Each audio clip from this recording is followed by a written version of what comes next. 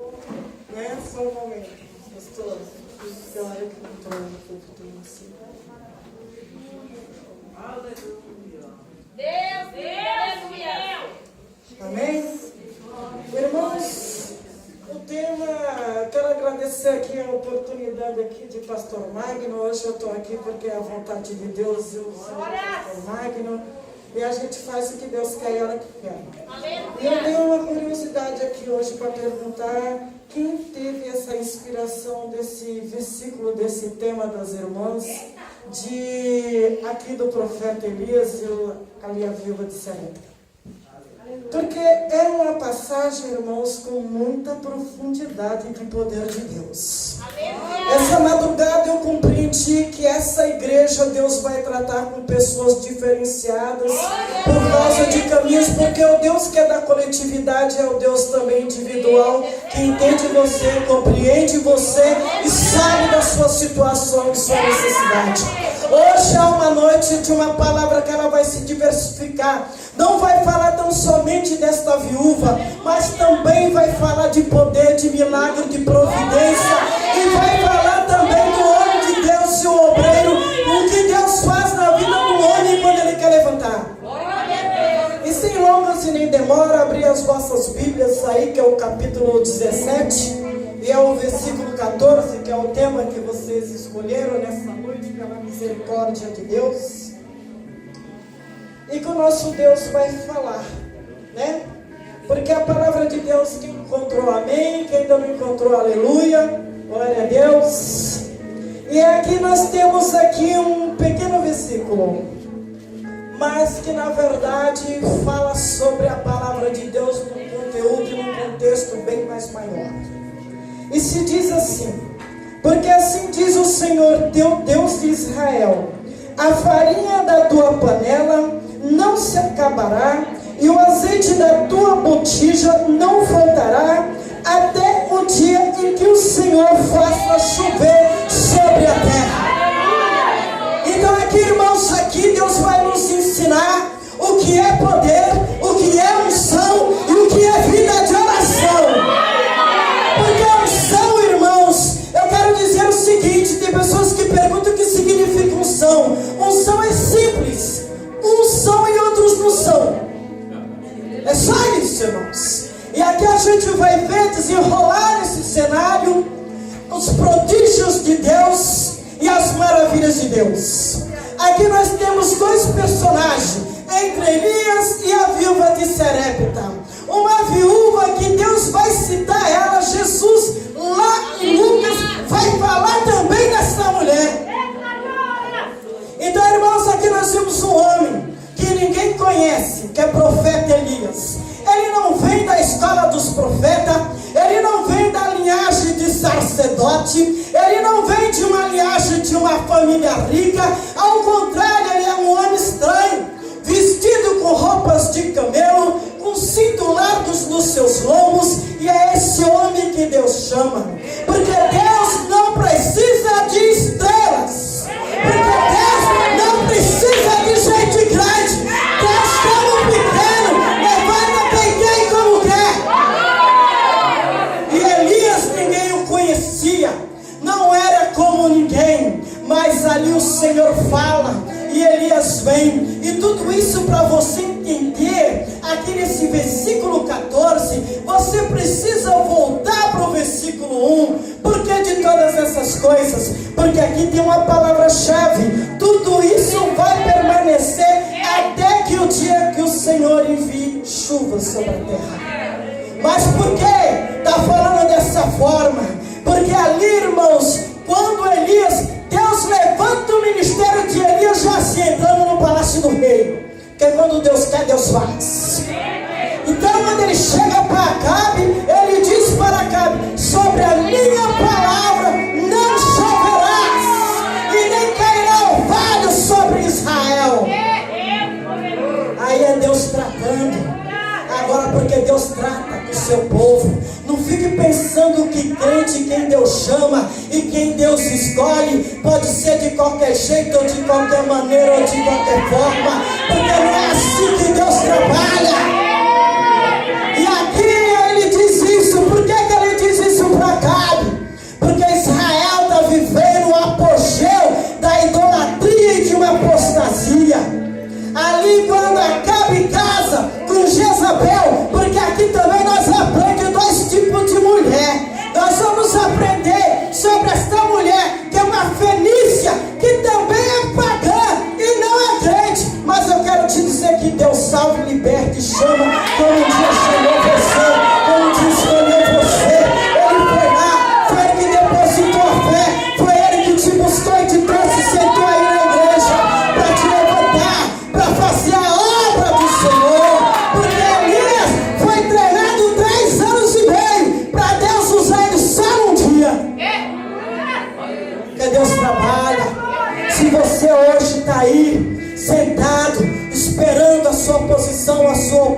maturidade dentro da obra de Deus, mas você está dentro de um processo. Você está dentro de um processo para trazer a maturidade, para poder crescer.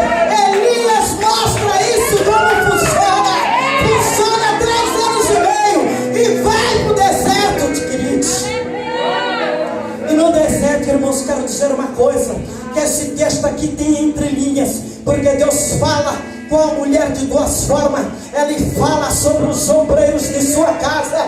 Ele também fala que deserto é lugar de providência, porque Deus não forma soldados somente de teoria. É processo, é deserto. Ali Elias vai para o deserto de Crite, que está ali nas fronteiras ali do Rio de Jordão, na região norte ali de Israel.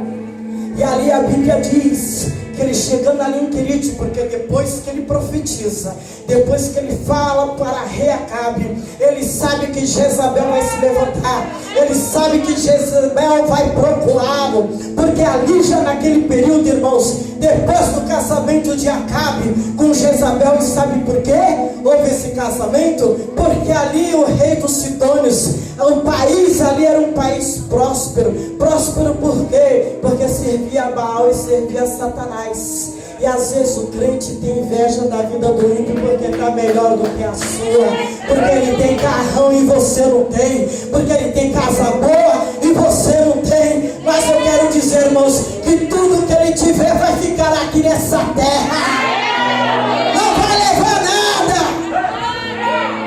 E ali mostra, irmãos, que ali Acabe casa com Jezabel, porque ele está interessado nisso aqui. Olha como eu disse, ele quer prosperidade para Israel, custe o que custar. E quantas pessoas nós já não vimos que já abandonou Jesus, que já abandonou a palavra, porque não aguentou os manjares lá fora do mundo, não aguentou a sedução e foi.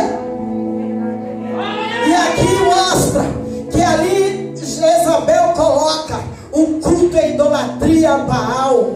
E aí Baal é conhecido como o quê? Aí você vai entender esse versículo 14. Até que o Senhor faça chover sobre a terra. Por quê? Porque, irmãos, porque Baal é conhecido em Israel, introduzido o seu culto, tendo o seu templo em Samaria como o Deus da chuva, o Deus da fertilidade que produz a terra, o Deus que multiplica o gado, que multiplica ali os manás. Então ali, irmãos, o que acontece? Todo mundo começou a cultuar Baal, porque todo mundo quer o quê? Todo mundo quer isso aqui. Ninguém quer esperar a prova, ninguém quer ter paciência, ninguém aguenta deserto, não é verdade? Não é verdade?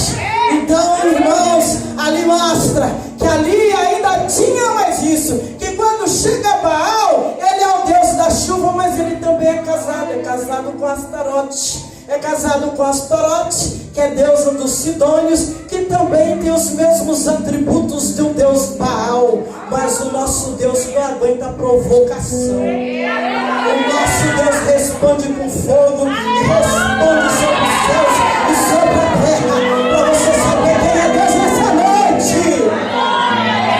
Então, irmãos, o que Deus quer então nesse versículo 14 aí, quebrar a espinha dorsal do Deus Baal. Não é tu, Deus da chuva? Tranquilo os céus e não haverá chuva. Vamos ver quem é Deus sobre Israel. E aqui Tiago está escrito lá no capítulo 5, que parou de chover quando ele diz sobre a minha palavra.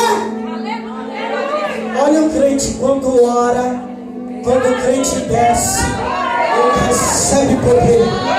Se você não tem poder, se você está sem unção, se você está vazio, é porque você tem que orar mais. Deus quer que você ore, porque você só vai conhecer Deus na sua intimidade através do poder da oração. E ali, irmãos, e Tiago diz que Elias ora, insiste na oração, e é quando ele diz para Acabe sobre a minha palavra. Tu já pensou? Se você sair fora e falar dessa forma sobre a minha palavra, eu profetizo. dias. Então, irmãos, não havia chuva, e começou a seca, e começou a fome, porque Jesus fala lá em Lucas que grande foi a fome em Israel, e havia muitas viúvas. Não havia só essa viúva. A diferença dessa viúva para as viúvas de Israel é que essa era uma ímpia, era uma fenícia, era uma pagã. Ela era pagã. E você vai ver quando Elias fala com ela sobre para pedir ali a jarra de água e para ela fazer o pão, ela responde o quê? Juro pelo teu Deus. Por que ela diz isso para Elias? Pelo teu Deus. Porque o Deus de Elias não é o Deus dela. Não é o Deus dela. Mas essa mulher mostrou, sabe o que, irmãos? Era uma mulher desesperada. Era uma mulher que criava um filho sozinha, num momento de grande fome, num momento de grande aperto. Ela não estava ali sozinha, irmãos, e ela respondeu para ele: só tem um pouco bocado que farei para mim, meu filho, e morreremos.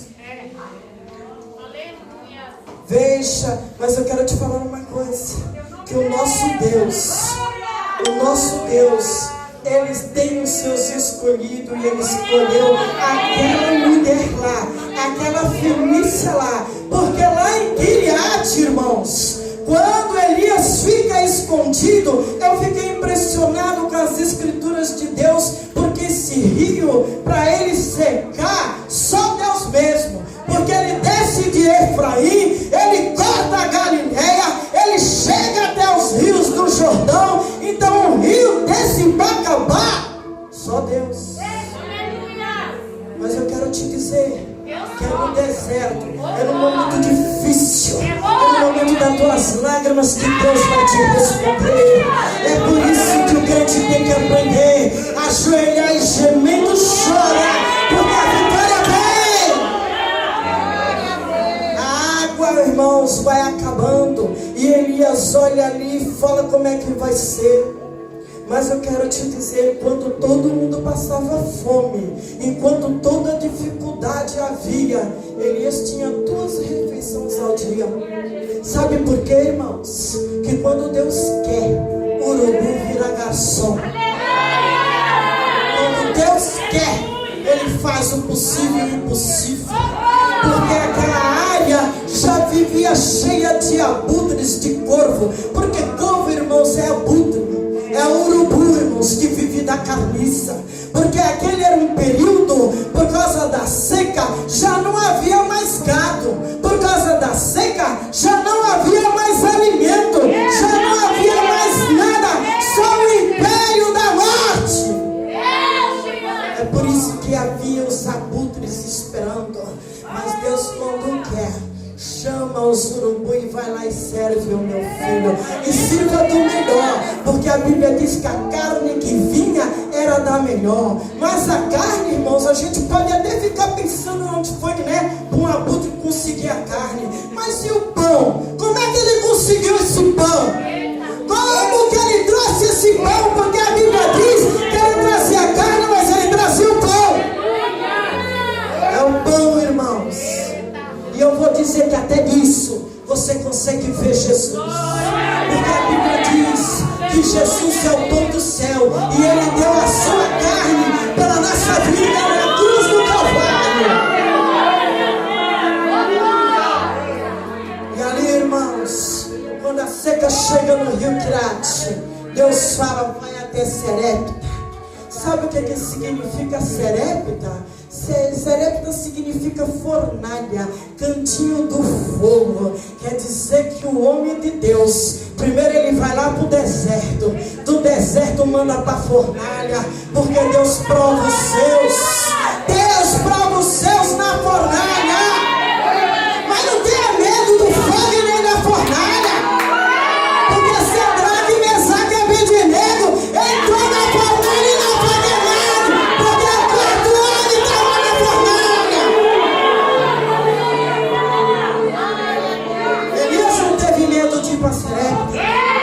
E numa região onde Acabe mandou todos os soldados, Acabe ali, ache Israel, ali procurando toda a nação inteira Elias. Aleluia! A Bíblia diz que ali os soldados de Acabe foram até as nações vizinhas, caçando Elias de tudo quanto é forma. Por quê? Porque o povo dizia assim: olha, tem alguma coisa errada.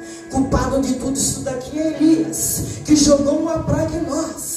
Porque o que eles faziam naquela época irava a Deus de uma tal forma. Porque ali, quando eles trouxeram o culto de Baal, eles trouxeram ali Astarote, eles trouxeram Moloque. Sabe o que eles faziam, irmãos? Eles pegavam as crianças, os primogênitos, amarravam em frente às imagens, ateava fogo ali, ateava fogo nas crianças, para que elas pudessem gritar bastante, porque eles acreditavam que no grito do inocente Baal vai ouvir mandar chuva. E Deus contemplando, cada um deles tinha em suas casas, em seus lares, uma imagem de Baal e de Astarote dentro de casa.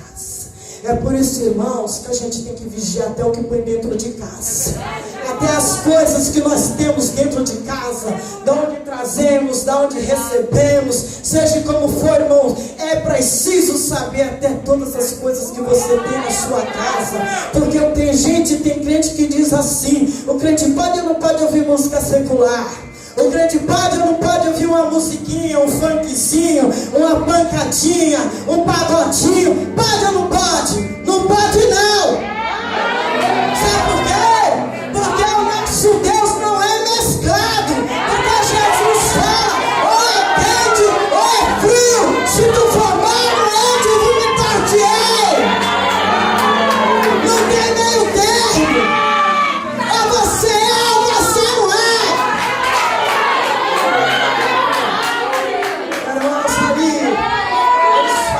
Abominações lá, os cultos, a Bíblia diz que os cultos para Astarote era um culto que não tinha compromisso com santidade, era compromisso ali que eles faziam ali com toda sorte de orgias e com promiscuidade.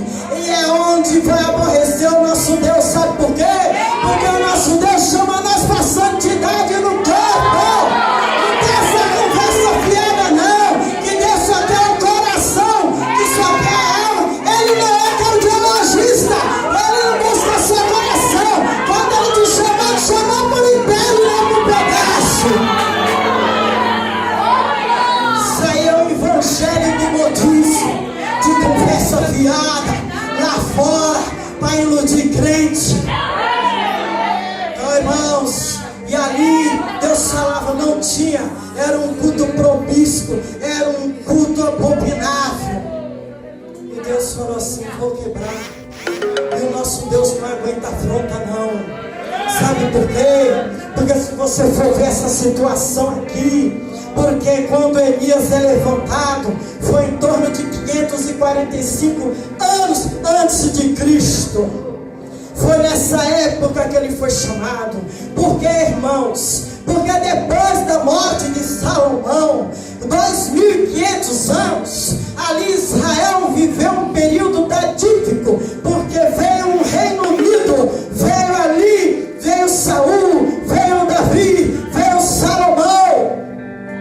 Mas quando Salomão se corrompe também, porque não importa, sabe, muita gente começa muito bem no evangelho e acaba muito mal. Porque na verdade você tem que prestar atenção como é que você vai terminar a sua carreira, se você vai poder dizer o que Paulo diz: ó, lutei um bom combate e guardei a minha fé. Lutei, mas eu guardei. E irmãos, a toda apostasia, a tudo, porque o crente vai fazendo assim. Hoje ele deixa um pouquinho das coisas do mundo entrar. Hoje entra um pouquinho, amanhã mais um pouquinho, depois mais um pouquinho. Então é assim que se deu com Salomão. Só mais um pouquinho, só mais um pouquinho, e o resultado foi o quê? Abominação. Jezabel, a Bíblia diz que era uma mulher assassina, uma feiticeira. Sabe o que eu vejo isso, mocidade? Viu, mocidade? Casamento sobre jugo desigual.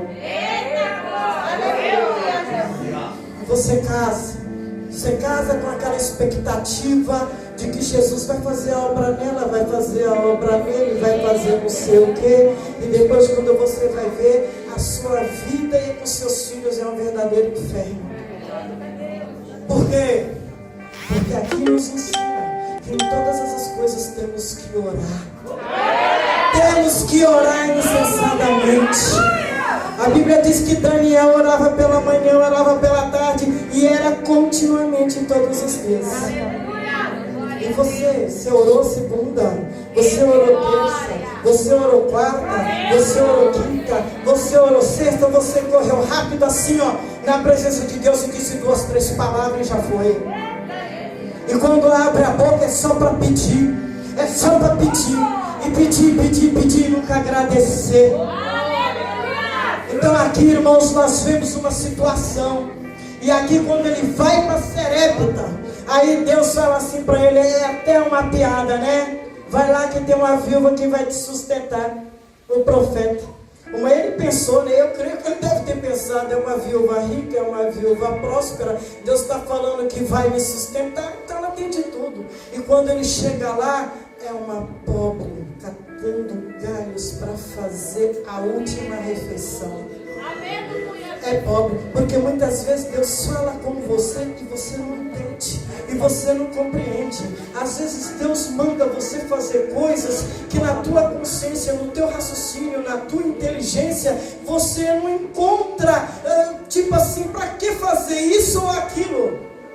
Mas é melhor obedecer, porque se ele está mandando fazer, ele sabe o que ele está fazendo.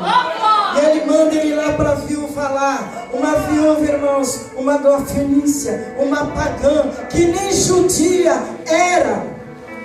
E o que eu vejo nisso também, irmãos, que quando ele chega em Sarepta, o nosso Deus gosta de receber provocação e devolver também com mais força ainda. Porque tu já pensou onde que ele manda ele iria se esconder? Numa província da terra natal de Jezabel? É demais. Então, irmãos, quando Satanás te perseguir, te afrontar, não temas, porque o nosso Deus vai te esconder na palma da mão. Tu vai ficar invisível, porque ninguém conseguia achar Elias.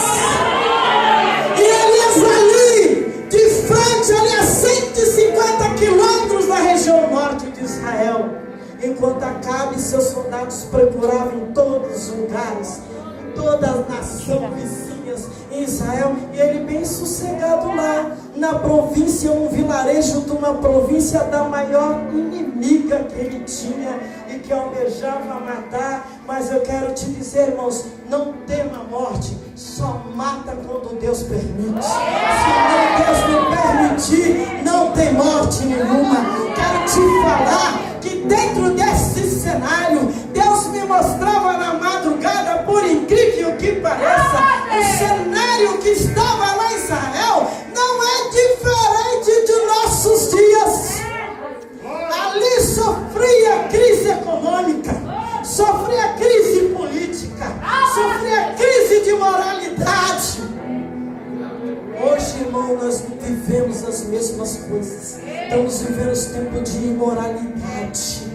Estamos vivendo o tempo de querer ideologia de gênero, de querer toda a doutrina de LGBT, um monte de igreja tudo com medo da LGBT, para não ir para a cadeia. Eu quero dizer uma coisa, irmãos, que se um dia você for para a cadeia por causa da palavra de Deus, lembre-se ali de Paulo e Silas na cadeia. Traia as bases da cadeia, porque o teu Deus é Deus e não é Baal. Vivemos crise financeira, as nações apavoradas por causa de uma pandemia, de um vírus que não consegue ver nem direito com a luneta.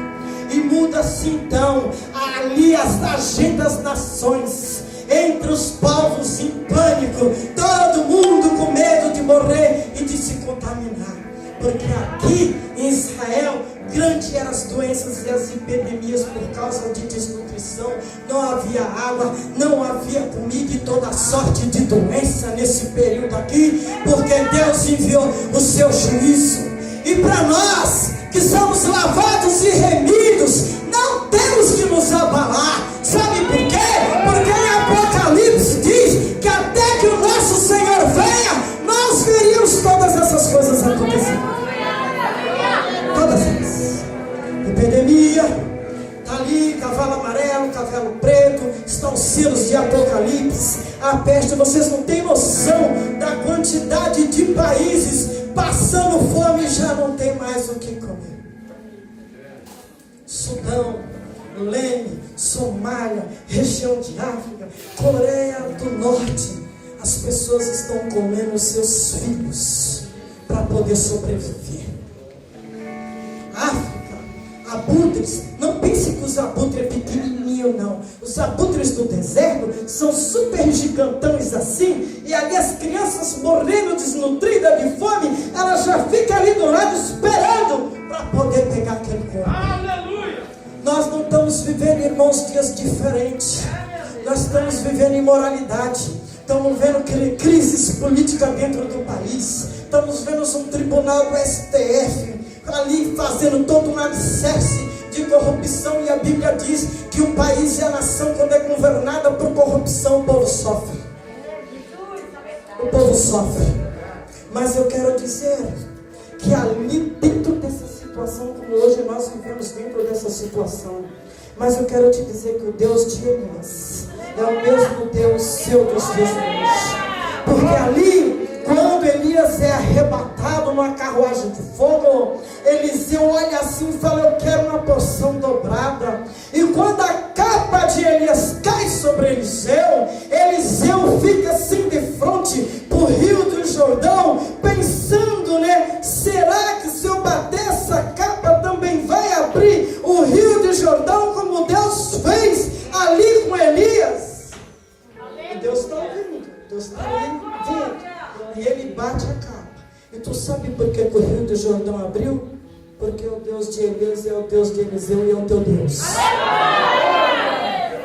Esse é o seu Deus. O Deus de ontem, o Deus de hoje, o Deus que opera, o Deus que faz, o Deus que abala as nações. As nações que se propõem e acham que está acima de Deus. Você vê, um vírusinho derrubou todas as nações. Eita Deus! Eita Deus! Esse é Deus! Eu quero dizer, irmãos, crente tem que se preocupar, tomar todos os seus cuidados, ande com máscara, faça assim, faça assim. Tem, né? As normas que estão dando aí, a área da saúde, porque lá Elias também vivia um período de crise de saúde, que eu não dava conta de tantas pessoas que ficavam doentes e morrendo naquela época. Mas eu quero te dizer, o que significa para você o que é morte? O que é morte para você? O que é realmente? Se você se deparar com ela, não importa se é com Covid, não importa se é com outra situação, o que significa ela na tua vida? Porque você não passa de um estrangeiro aqui embaixo. Aqui nessa terra, você é um estrangeiro. Porque a sua casa está no céu. Jesus falou, e lá tenho muitas moradas. É a sua casa, é o seu lar. Por que você é batizado com o Espírito Santo? Por que você fala a língua de anjos? Porque é o idioma do seu país. Americano fala inglês, brasileiro fala português, espanhol fala lá espanhol, que é Espanha. Mas se você é do céu, e se você é de Deus, você vai falar que língua? A língua de quê? Do seu país, a sua casa, a sua morada. Então não quer se preocupar. Aquietai-vos, porque o Senhor é Deus. E nesse tempo difícil, Deus manda dizer para você: não será crise, nem de trabalho, nem de dinheiro, nem de comida, nem de saúde. Nada disso há de te afetar, porque na tua casa o azeite, a botija, a farinha não vai faltar.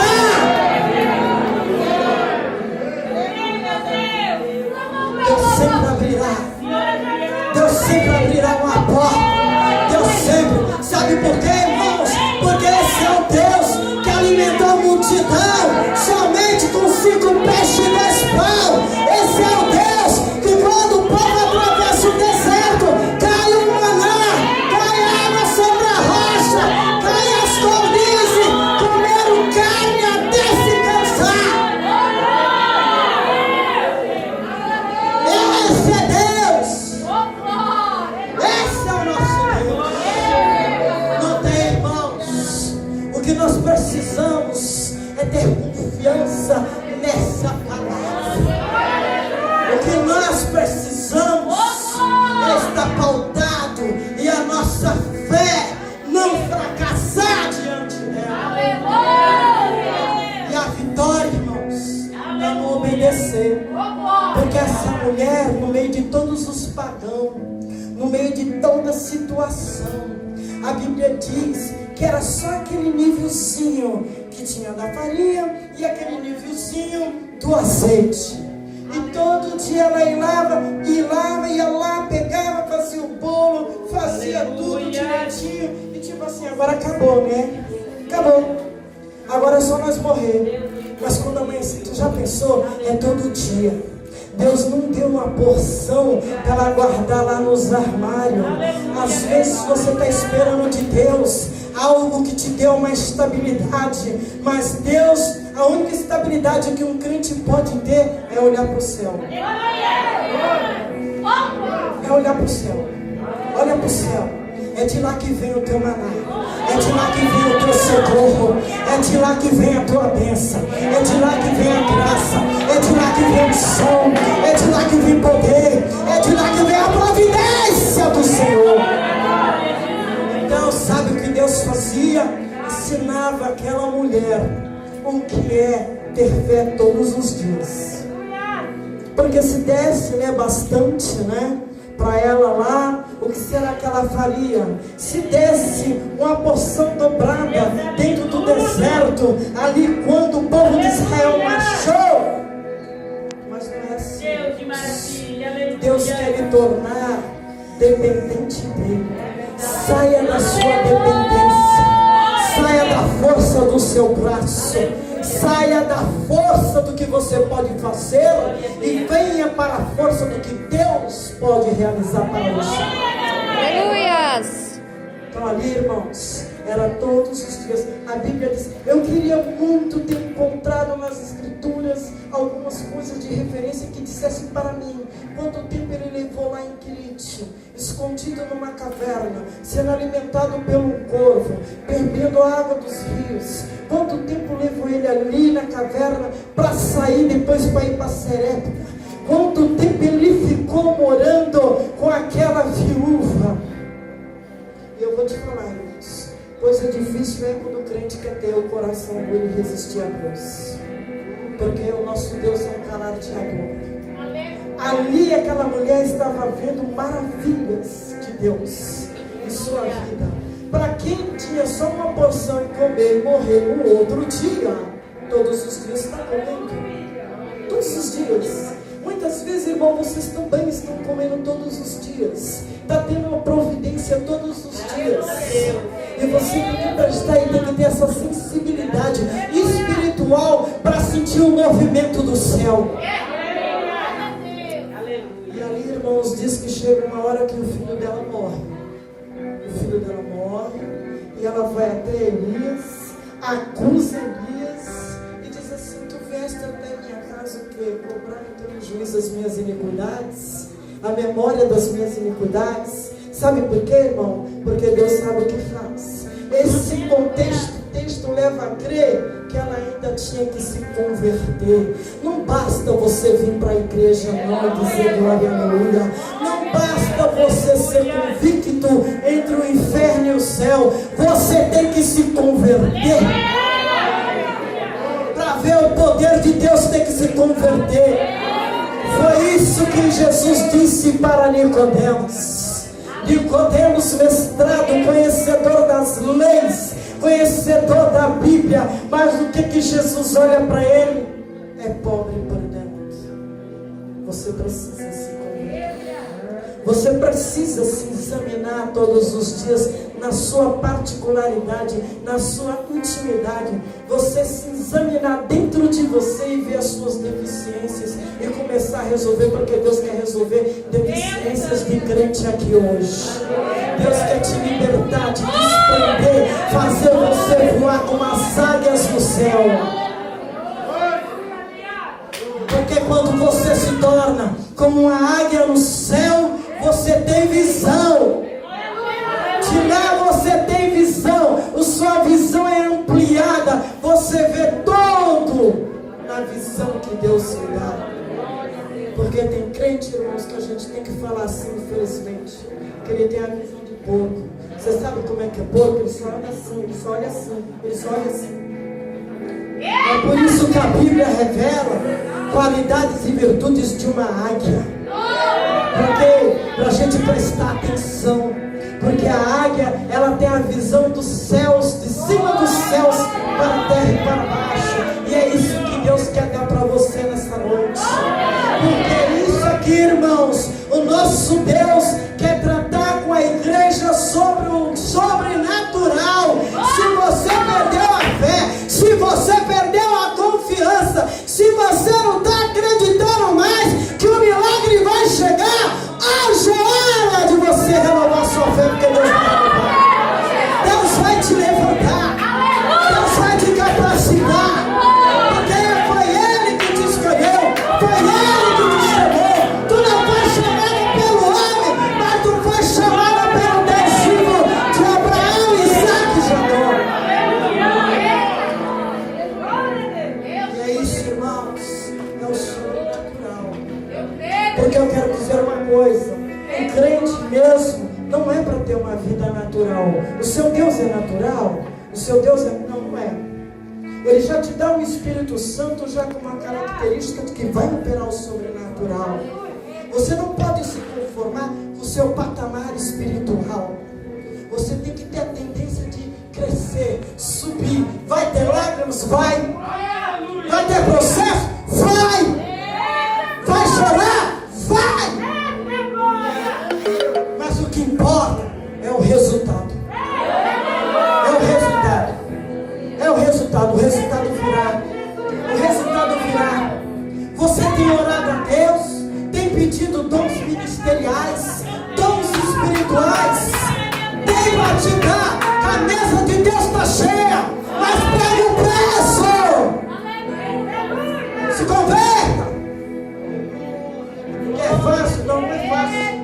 Essa aqui é brincadeira? Não é brincadeira. Porque você vive dentro de uma casa com várias pessoas te provando psicologicamente a todo momento. Você vai trabalhar, tem pessoas te provocando psicologicamente, forçando, criando pressão para você sair da posição.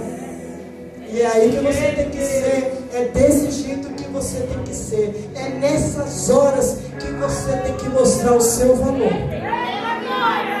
Porque dar glória só na alegria é muito fácil. É muito fácil.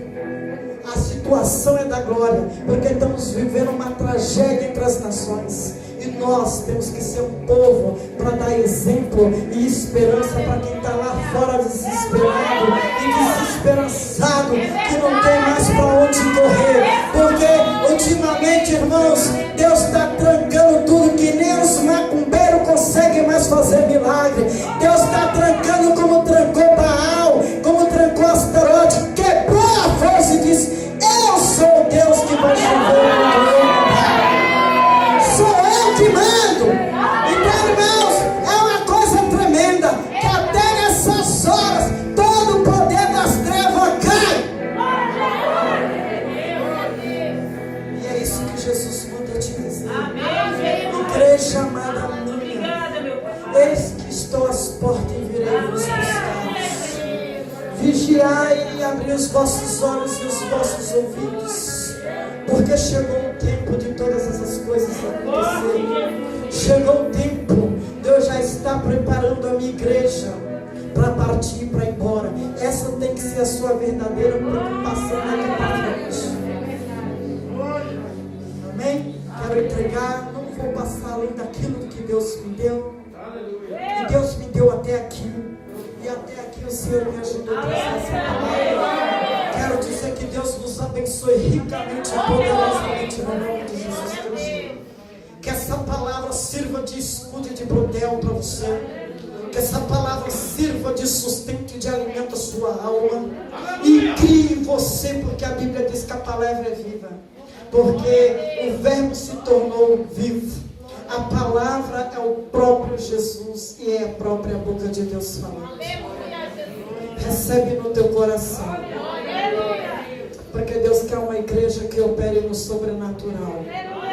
Não temos crise financeira. Não temos Covid-19, nem o Covid mutante, nem o Covid-21, nem 22. Porque você está selada por Deus. Se tiver que partir, irmãos, como já vimos muitos irmãos nossos partir, como já vimos muitos homens e mulheres de Deus partir, partiram sim porque foi a vontade do Senhor e levar eles embora para casa. Não foi porque o Covid teve poder. E o poder só pertence a Deus. Amém? Deus seja louvado. Quero agradecer a oportunidade que é o pastor. Amém, pastor?